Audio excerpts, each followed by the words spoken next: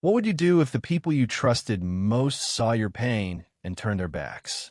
My name is Ellie, and that's the question that haunted me the night everything changed.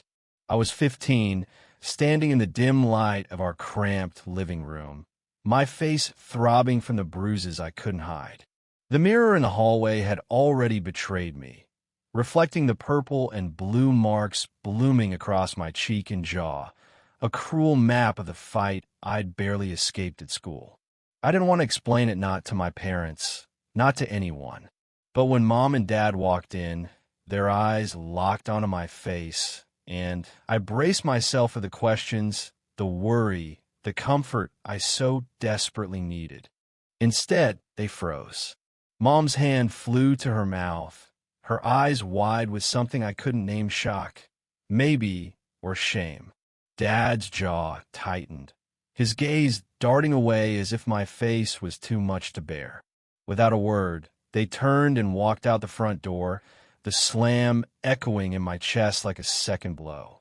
I stood there, alone, the silence heavier than the pain in my face. Why didn't they stay? Why didn't they ask? The questions churned, each one sharper than the last, until I sank onto the couch, hugging my knees, trying to hold myself together. I'd always been the quiet one, the kid who slipped through the cracks. At school, I was invisible until I wasn't. That day, I'd stood up to a group of girls who'd been tormenting my friend Sarah for weeks. They'd cornered us behind the gym, their words venomous, their fists quick.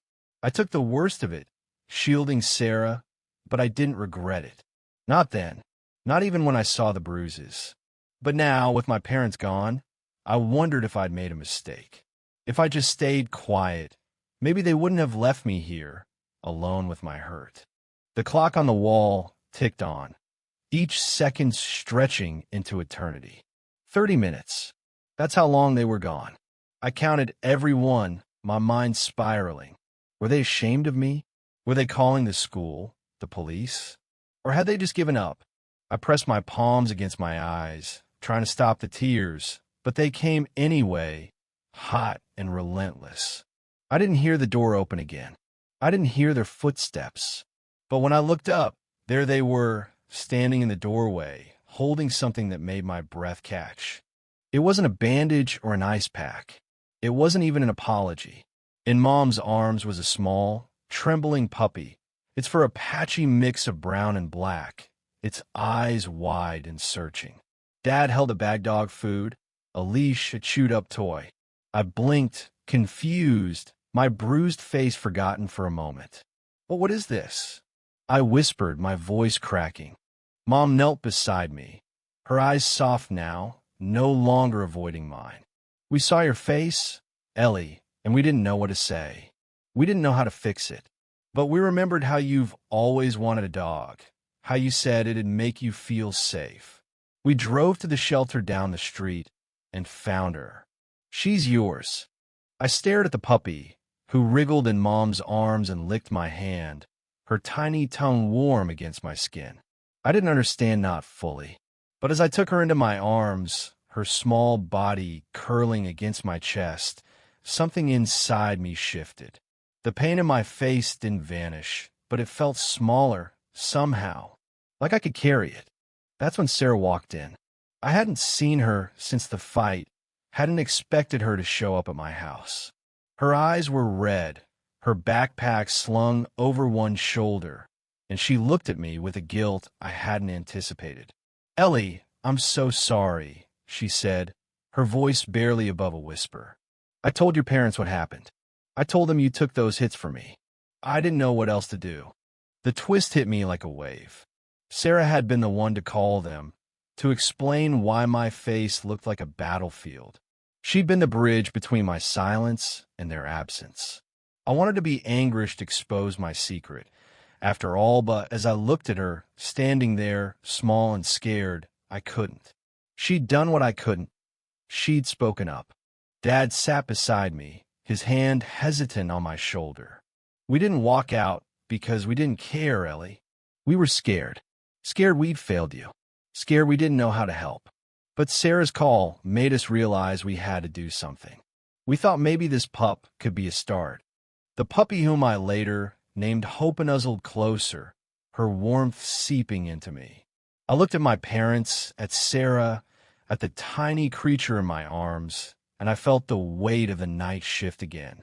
It wasn't just about the bruises or the fight.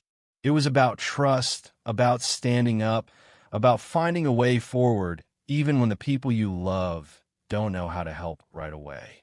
Over the next few weeks, Hope became my shadow.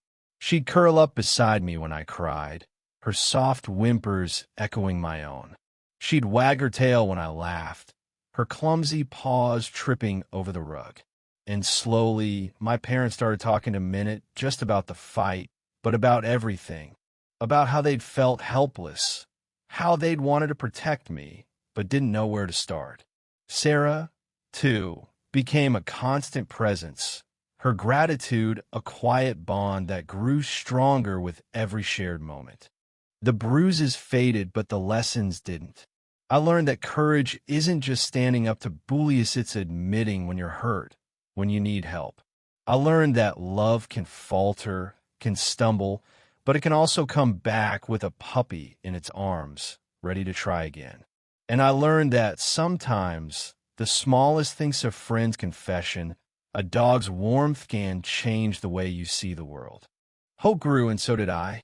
The girls at school never bothered us again, not after the principal got involved, thanks to Sarah's courage in speaking out. But more than that, I found something I hadn't known I was missing, a sense of being seen, not just for my bruises, but for who I was. My parents didn't fix everything that night. They didn't erase the pain or the fear. But they gave me hope, literally and figuratively, and that was enough to start healing. So, I ask you again, what would you do if the people you trusted most saw your pain and walked away? Maybe, like me, you'd find they didn't walk away for good. Maybe they'd come back with something unexpected, something that says, "We see you, we're here." For me, that something was a puppy, a friend's bravery, and a family learning to be better. And in the end, that was more than enough.